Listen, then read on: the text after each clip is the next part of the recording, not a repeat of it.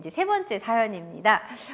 한국에 있는 원어민 엄마들만큼 이제 어휘력이 안 돼서 그렇죠. 그래서 의사소통에 약간의 어려움이 있습니다. 네. 그리고 또 한국 엄마들이 너무 교육열이 높아가지고 그걸 따라가기 힘들다. 어떻게 도와줘야 될까요? 이런 질문을 하셨어요. 아마 어머님들이 다 비슷한 경험들을 하셨을 것 같아요. 그죠? 아무래도 그 한국 분들, 엄마들처럼 그렇게 의사소통이 원활하지 않으니까 정보를 이렇게 갖는 것도 힘들고, 또 아이한테 이렇게 롤 모델링을 하고 싶은데 내가 정확하게 발음도 안 하고 하니까 아이들이 아무래도 조금 어휘력도 떨어지고 그런 문제가 분명히 있는 것 같아요. 그리고 실제로 한국의 교육열이 굉장히 세고, 그래서 한국 부모들이 뭐 학원도 많이 보내고 하는데, 저는 그거를 따라가기보다는 어머님들이 좀 중심을 잡았으면 좋겠어요. 왜? 우리 아이들은 다문화 아이들이니까 전에 얘기했지만 두 개의 자원이 있어요. 한국 사람이자 중국 사람, 한국 사람이자 베트남 사람, 이 두 개의 자원이 다 있으니까 막 학원을 돌리기보다는 베트남 아이 엄마 같으면은 아이를 베트남어를 가르치고 베트남 문화를 가르치고 이런데 오히려 시간을 엄마가 가르치든지, 아니면 요즘은 베트남 제한 베트남 협회에서 그런 프로그램을 하더라고요. 그런데 해서 내 아이가 갖고 있는 장점을 극대화시킬 수 있는 그런 교육에 조금 관심을 가졌으면 좋겠고요.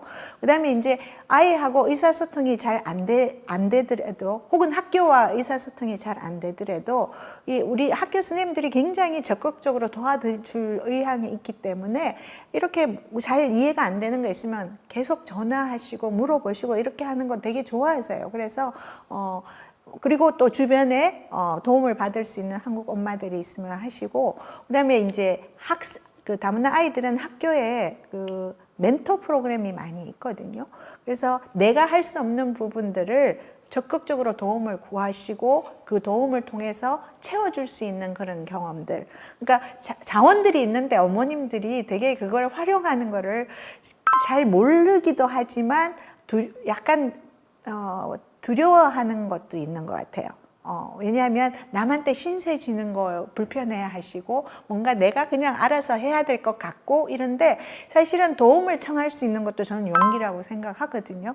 그래서 그런 많은 자원들이 있으니까 내 잘 모르면 학교 선생님한테 우리 아이가 이런 어려움이 있으니까 선생님 어떤 것들을 저희가 도움을 받을 수 있는지 좀 가르쳐 주시야 하시면, 이렇게 우리 다문화 장학사들도 있고 하기 때문에 그런 많은 프로그램들을 적극적으로 활용하고, 그 다음에 아이하고의 소통에 있어서는 사실은 아이하고 이제 모국어로 소통을 할 수 있으면 굉장히 좋은데, 이제 그게 잘 안 되는 경우에는 저는 그 아이와 문자적인 소통을 좀 했으면 좋겠어요. 말로만 하는 게 소통은 아니거든요. 그래서 언어적으로 조금 힘들면은 이렇게 글로 쓰는 거는 이렇게 컴퓨터로 하면 이렇게 수정해서 이렇게 좀 더 정확하게, 아니면 요즘 뭐 워낙 이 트랜슬레이트가 잘 돼 있잖아요, 번역기가.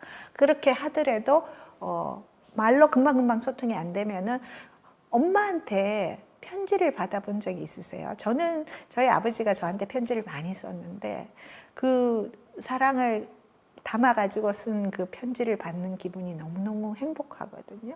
그래서 내가 어휘력이 딸리면 그런 번역기를 사용했으라도 아이에게 하고 싶은 말을 그때그때, 요즘 카톡 너무 잘 돼 있잖아요. 그렇게 해서 전달하면, 저는 아이가 그런 편지들을 받고 자란 아이는 너무 감동적일 것 같거든요. 그래서 내가 너에게 관심이 있고 사랑한다는 메시지를 계속 전달하면은, 저는 사실은 이 커뮤니케이션은 7%가 말로 하는 거고요. 나머지 93%는 비언어적인 거예요. 정말 언어적인 거가 사실은 그거가 안 돼서 아이와 소통이 안 된다? 그거는 저는 핑계라고 생각을 해요. 그래서 적극적으로 다른 방식으로 소통하면 되니까, 뭐 스킨십이라든지 이런 식으로 해서 아이와 잘 소통하면 아이도 나가서 학교 친구들하고도 내가 말이 좀 부족해도 비언어적인 소통을 하려고 노력하죠. 그래서 그거가 참 아이에게 사회적 기술을 가르치는, 대인관계 기술을 가르치는 또 방식이기도 하고요. 그래서 언어가 저는 제한이 된다고 생각해 본 적은 한 번도 없는 것 같아요. 사실 저도 제가 맞벌이를 하고 너무 이렇게 밖에서 일하는 시간이 길다 보니까 저희 아이가 진짜 그렇게 엄마랑 소통할 시간이 없는 거예요. 그래서 저도 매일매일 편지를 쓰거든요. 그 출근하기 전에 그렇게 요만한 수첩에다가 엄마가 매일매일 사랑한다 고백하는 그런 그 아주 작은 수첩이에요. 그래서 그 수첩에 매일매일 날씨를 쓰고 나의 보물 누구야? 뭐 오늘은 이런 일들이 있을 거야. 왜냐하면 예측이 돼야 아이가 스트레스를 안 받으니까 오늘은 이런 일이 있을 거야. 엄마는 몇 시에 들어올 거야. 그리고 뭐 너무너무 엄마가 너를 너무 사랑하고 막 이런 이야기. 그리고 뭐 전날 하고 싶었는데 못했던 얘기. 오늘 뭐 그 아이한테 그리고 너무너무 사랑해. 뭐 그리고 오늘은 뭐 양치를 하고 자자. 뭐 약간 그런 제가 하고 싶었던 잔소리를 뭔가 이렇게 그런 얘기 살짝 뭐 약간 이렇게. 근데 그거를 되게 저희 아이가 소중하게 약간 간직하고 어떨 때는 거기 밑에 답장도 써놓더라고요. 그래서 너무 바쁘신 분들은 그런 식의 편지 같은 그런 식의 간단한 소통들도 답이 되지 않을까 이런 생각이 들어요. 제가 커뮤니케이션을 할 때 쓰는 포뮬러, 그러니까 형식이 있어요. 뭐냐면 첫 번째는 상대방을 적극적으로 공감해줘라. 그러니까 칭찬해주고 공감해주고 그게 첫 번째. 그 다음에는 내가 하고 싶은 말을 거기다 넣고 그 다음에 마지막으로는 또 축복하는 말 이렇게 해서 샌드위치 대화라 그래요, 저희가.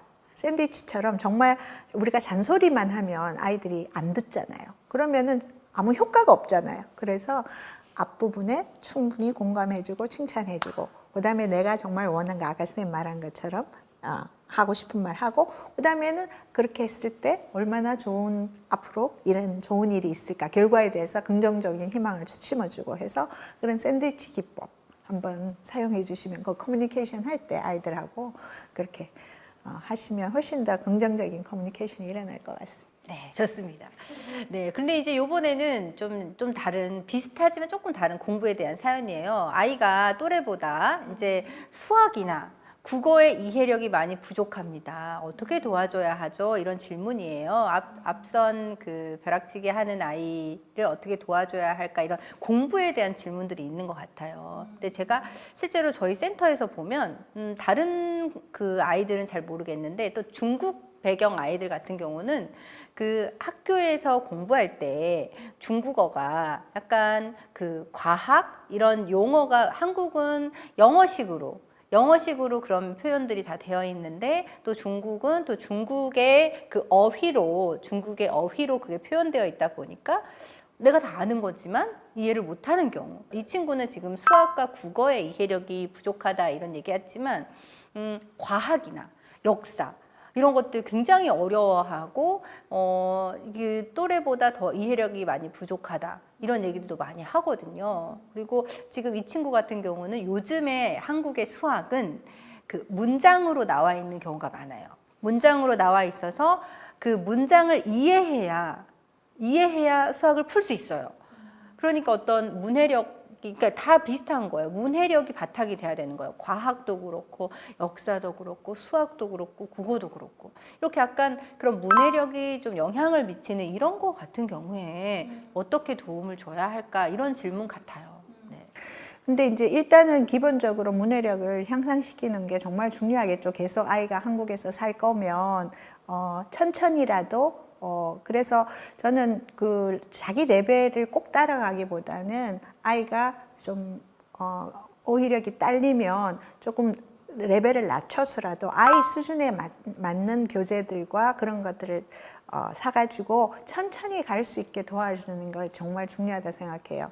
왜냐하면 중간에서 왔는데 그 학년의 거는 너무 어려우니까 그렇게 요즘은 뭐 레벨 수업을 하죠 학교에서. 그러기가 조금 어렵지 않습니다. 그래요? 네. 저도 이제 저희 아이들을 미국에서 키웠는데 아이들이 미국을 갈 때는 영어를 전혀 못하는 상태에서 갔거든요. 그래서 4학년, 6학년 막내는 그때 유치원 다녔으니까 어쨌든 제가 아이가 셋이 있는데, 그런데 이제 학교에서는 배우더라도 집에 와서는 쉬운 걸 제가 저랑 같이, 그러니까 4학년 아이는 1학년 교재 가지고 했고 이런 식으로 해서 학교에서 그게 잘 안 되면 집에 와서 엄마하고는 정말 쉬운 단계로 해서 아이가 학교에서 겪었던 스트레스를 반복해서 하지 않도록 하는 게 도움이 되고, 그 단계를 스킵해서 배우는 길은 없거든요. 그래서 쉽게 가고, 또 하나의 방법은 제가 썼던 방법인데, 그 아이가 편안한 모국어로 된 교재들 있죠. 그래서 그러니까 자기 레벨은 그걸 가지고 공부를 해서 컨셉에 대한 이해, 수학은 컨셉이잖아요. 컨셉에 대한 이해는 가고, 언어적으로 부족한 건 이렇게 따라가고, 이런 식으로 하면 어느 순간 이게 맞더라고요. 그래서 왜냐하면 너무 또 로우 레벨로 하면 아이가 수준이 안 따라가니까, 그래서 뭐 중국말이 걔가 더 편하면 중국 교재는 가지고 와서 그 수준에 맞게 따로 하고, 그다음에 한국 거는 쉬운 걸로 이렇게 가고 하는 것이 좀 어떨까? 이거는 제가 뭐 심리 상담사지 학습 지도사는 아니지만 제 경험으로 하면 저는 그렇게 했던 것 같아요.